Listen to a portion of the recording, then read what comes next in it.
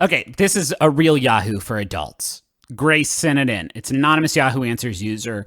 I'm going to call JJ asks, what would happen if I trolled a poker game in Las Vegas? Say that I'm in a Las Vegas strip casino and I go to the bar on the casino floor and order the largest beer they have. Then I walk over to the poker room where people are playing poker and I fling the beer out of the mug at the table. Then people are playing poker one moment and all of a sudden a tsunami of beer comes splashing down all over the table, the cards, and the chips. Then I make a run for it, beelining for the nearest exit.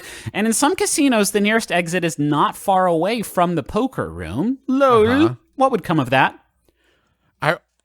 Okay, what? Can I just say, I love that this person asked the question, what would happen, and then describes what would happen.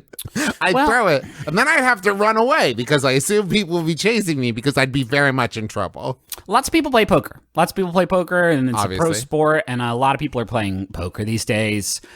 But I feel like there's a lot of room left at the table, the gambling table where they play poker, for advanced stratagems like this one. Obviously, this is like 90% of what poker is. People will tell you it's about like how you bet or how you play the card. No, it's about the showmanship. You know, it's like maybe you've partnered with the beer throwing person. Oh, this person's on a hot streak. I gotta ice him. I'll signal to Bobby to throw some Natty Light on the table. Oh, what's that? And that's. I mean, this person has obviously unlocked the door for us and ushered in a new era, and that's great. But I can think of like 100 different ways we could just go ahead and bump it up. Like we can escalate it to the next level. So like you're playing, and you've got pocket rockets, baby, and the flush, the flop comes out. It's like 2, 3, and you're like, fuck yeah, I got this, all in. And the other person's like, I'm all in. And then, they flop a 4 of a kind. And you're stuck there with your pocket rockets like a real dipshit. And then the poker umpire. Yeah. Devilfish. The umpire, you're playing against Devilfish. Yeah. And the poker umpire's like. There. I just want to make sure he's in the mix. Yeah. Devilfish is there. And also Richard Kind is there. Richard Kind is there. He's having a fucking great. He's losing a lot, but he's having the time of his fucking life. Yeah.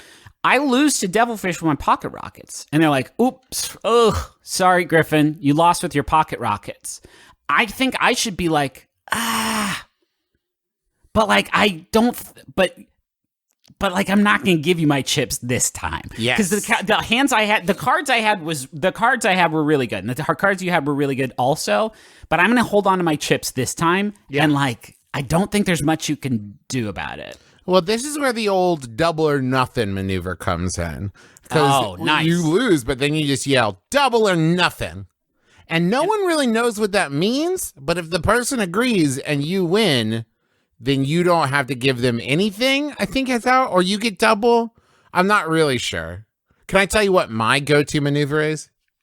My go-to, because I play the rooms. You know what I mean? I'm out there. I'm on the felt. I'm kind of a felt jockey. I'm playing the green felt. You'll flip the ponies. Yeah, I'll flip the ponies. You know what I mean? Like I'll dig with the spades. You know what I mean? I'll eat the clovers. I'll break some hearts. I'll cut some diamonds. You get it. Well, these are all card terms. These are what people say. You'll put some dice in your butt. Yeah, exactly. Thank you, Griffin. Right? I'm a chipper. And if I look at my cards, right, I've stuck in, I've called every bet, and then I realized I'm losing, and there's no way I could win.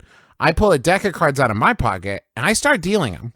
Oh, man. And I deal them out to everyone else, right? And now we're playing simultaneous hands of poker, and maybe they've forgotten which cards are going with which game, you know what? And I can just flip-flop, and that's where the term flop comes from, exchange my cards for other cards from my other hand. Yeah. And I win both hands now. There's a lot of silly stuff you could do at the table to get everything all scrambled and mixed around. Yeah. You could also, a big fan, guys. Big fan. Like no one's even thought of a big fan yet. And you don't even need electricity. It could be like one of those like big just hand fans. Yeah. And you could blow the game away. Sometimes I also will just take my hand and all my chips and I'll put them out the front of my shirt and pretend like I'm pregnant. Yeah. Or I'll dribble someone else's chips like behind their head.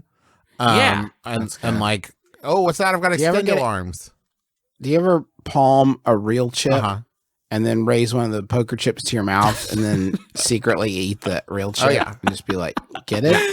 And that's What a is this guy great strategy. Yep, You could also just like when you're the short stack, you could just be like, I'm all in. And then you pick up all your chips and you throw them into another player's chip pile. And then you point and say, hey, some of those are mine. And they don't know how many. Yeah. And here's the thing: if anybody gets too mad at you about any of these stunts, there's a new secret life hack I've been working on in my head. Okay, if anybody gets too mad at you about any of these stunts, here's a foolproof plan that'll get you out of almost any situation once. You look at them and you get embarrassed and you say, "I'm sorry, we're filming Encino Man 2." Ooh. And then you point. See, there's the camera over there. And when they look at the camera, you run away. Uh-huh. That would work pretty much anytime you've done something embarrassing. Unless... Because, like, of course, this caveman, I mean, I've barely laid the groundwork for it, but yeah, unless, I guess. Okay. Unless what? Imagine this, Justin. You do something embarrassing. You say, I'm filming Encino Man 2.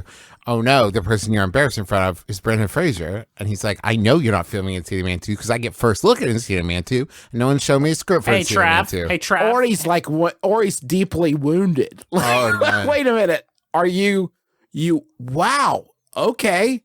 Ouch. This one hurts. I guarantee he got last of right refusal on that one. Right? When they tried to book him originally, we got Sean Astin, we got the Weasel, and now we need to get the phrase. And he was like, I'll do it on one condition. For any future Encino Mans, I get right of last refusal and last rights. I don't think poker players should get to think that they're cool as they are. I think poker players wear the upside down visors and sunglasses, and they smoke big stogies, and they have cool names like Devilfish, and they drive big, cool, loud cars, and they think they're so big and cool, right? Hey guys, you're playing board games. Uh-huh. You're basically playing a board game. Like, you know what I mean? But we have a whole show where we play Dungeons and Dragons, and I like to walk around with upside down visors and sunglasses inside and stuff. I'm just saying. Pauly Shore wants to make Encino Man 2. Oh. I found this story from 2014. He's in. Oh, okay. Wow. We got the Weasel. Damn, and he's The Weasel wants to do probably it. so picky, too. Encino Man 2. Let's do it, he said. My agent and I are talking about Sure. It looks like the writer, Sean Sheps, of the 1992 original, quote, already has an idea for the story, but hasn't written it yet. So that's a roadblock. Do you think the idea for the story is there's a caveman of some sort and he's doing something in Encino? He's got kids, and one of them is half caveman. He's given the kids caveman disease, and he can't live with himself. I'm sorry, Justin. If you remember correctly, at the end of the movie, there's also a cave woman who appears, and she and caveman appear to be happy together. Maybe. Okay. Is Encino Man Full caveman the baby. first of the Geico cavemen? So it sounds like we've got an idea for the story and haven't written it yet. So one might say our little small corporation also is ready to make Encino Man 2. Yep. And is as close as Mr. Sheps. We've been talking about it. Can we start the episode over and just make it kind of storyboarding Encino Man 2? Just really nailing these beats down. Now we know what episode 500 is going to be. Sure, it's just going to be us perfecting our pitch for Encino Man 2. Thank you so much for listening to our podcast, My Brother and Me. We hope you've enjoyed yourself.